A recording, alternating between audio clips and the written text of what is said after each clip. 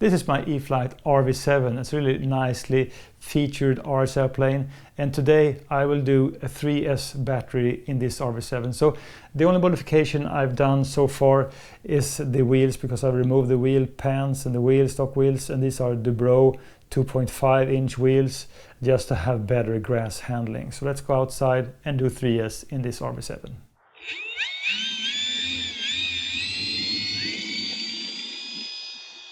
So with these wheels, grass takeoff is no problems. I suppose if you have really long grass it will struggle, but then you can also do larger wheels.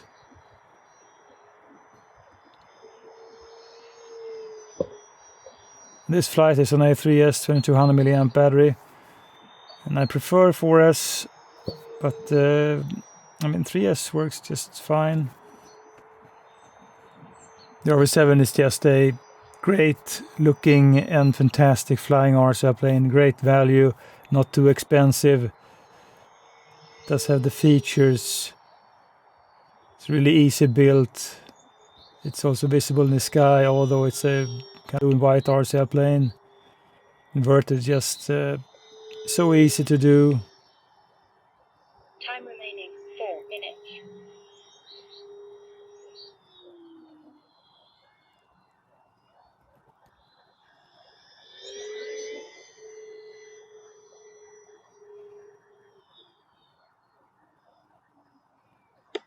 Landing flaps. You can see just slows down really well with flaps as well, without ballooning. You can also do touch and goes. As you can see, there's no tendencies, nose over.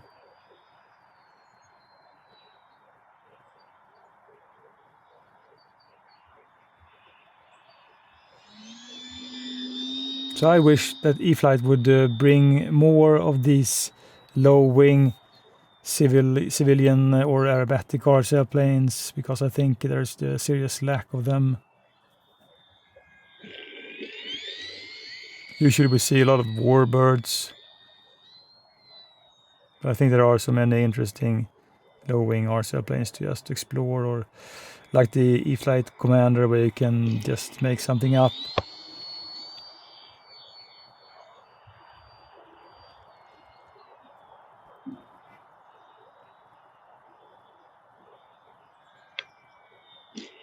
Time remaining 3 minutes. Flaps up.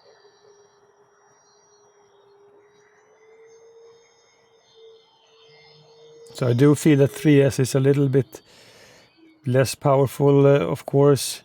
It takes a little bit more time just to pick up speed.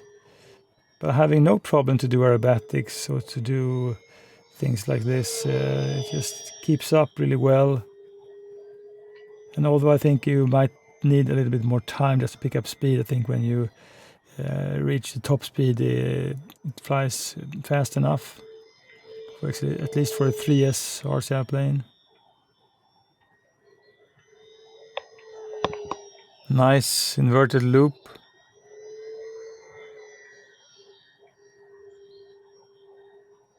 Really, this plane looks like it flies on rails.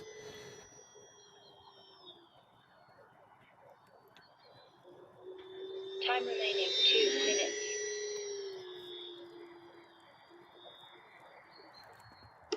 Landing flaps. You can more or less just go in and out of flaps without anything crazy happen. It just flies really level, doesn't pitch up or dip the nose.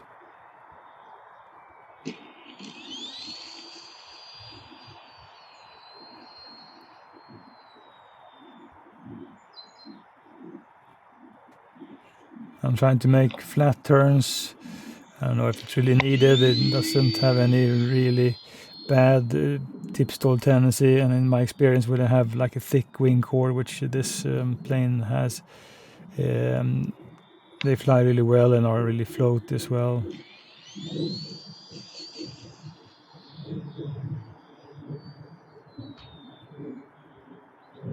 And although I think like the E-Flite Cherokee is a even cooler RC airplane, I mean, thanks to this being a tail dragger, you can probably just do grass operations in a better way than the Cherokee. Time remaining 1 minute. So this wheel modification works just as great as I did with the E-Flite Commander MPD, or my Slowpoke, also with the turbo timber wheels, and even the Valiant. You can just go around like this really tight and switch around, and I think the speed is nice on 3S. Just using rudder to kick it around. 30 seconds. So that's 30 seconds on a timer. It's time to get this lovely RV-7 down then. Landing flaps. Kicking flaps.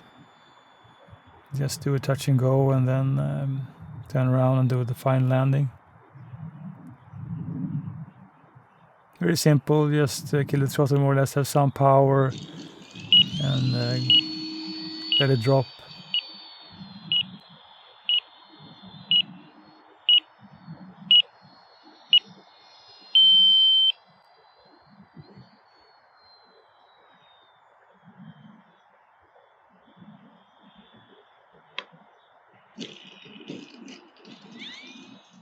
Just like with most RC airplanes I own, if I have the option to go 3S or 4S, I prefer 4S. So it's the same on this RV-7. I think 4S gives you more power when you're about to do aerobatics, so just pull through things. And I also appreciate the added speed you have with 4S batteries. But surely enough, I think with a 3S battery, it's really able. I mean, it takes a little bit longer time to just do things, and it doesn't do them as snappy, but I think surely 3S makes this one really nicely and well controlled RC airplane. So if you're more like a beginner, I think with 3S you will be able to handle this RC airplane much better. And still with 3S you can do nicely inverted loops and things. So it's not really limiting what you can do. It's just that when you have a 4S battery, you have the power to just pull through things, and personally I think it's more fun. So I mean, 4S is great, and 3S, it works just fine on this RV-7.